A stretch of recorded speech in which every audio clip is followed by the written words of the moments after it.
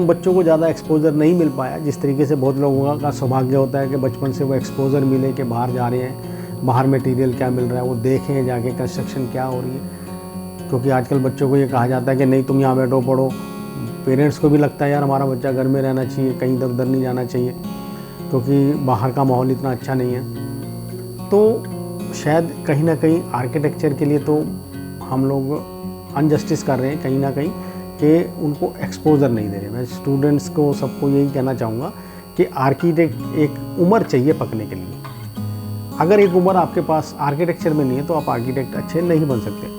आज के डेट में आर्किटेक्ट्स बाय डिग्री बनते हैं, हमारे टाइम में बाय एवोल्यूशन बनते थे। अगर बाय एवोल्यूशन कोई आर्किटेक्ट बन रहा है तो वो अपनी फील्ड से जस्टिफिकेशन कर सकता है।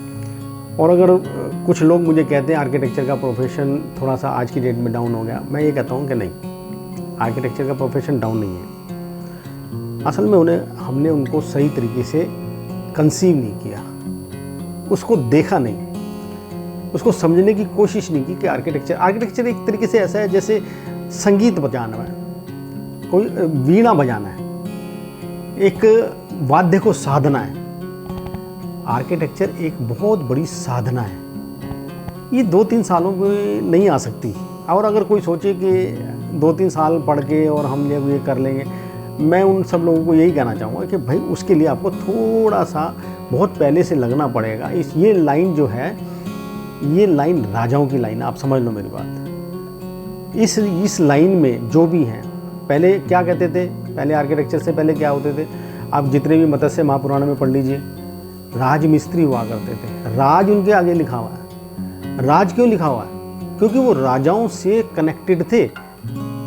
Architecture is a cottage science, ये राजघराने की साइंस है।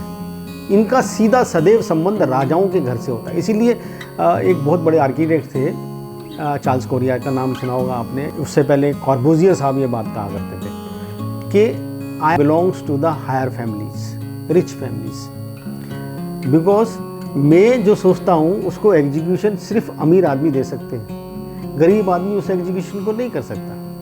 वो चीज़ को मेरे को प्रोजेक्ट करना है तो उस लेवल के लोगों को मेरे माइंड को पढ़ना आना चाहिए। वही लोगों के पास पैसा है, वो लगा के आर्किटेक्चर को सकारात्मक रूप दे सकते हैं।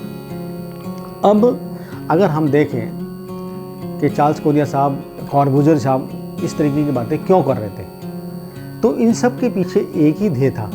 वो ध्येय ये था कि आपको इतना बड़ा सोचना है और आपका सोचना करोड़ों लोगों के लिए फ़ायदे की बात हो सकती है। जैसे चार्ल्स कोरिया जी की जब बिल्डिंग बनी, हमें पता है LIC की बिल्डिंग जो कनॉट प्लेस में खड़ी है, उसमें रेड सैंडस्टोन लगाया गया बाहर, बिल्डिंग मटेरियल की बात थी।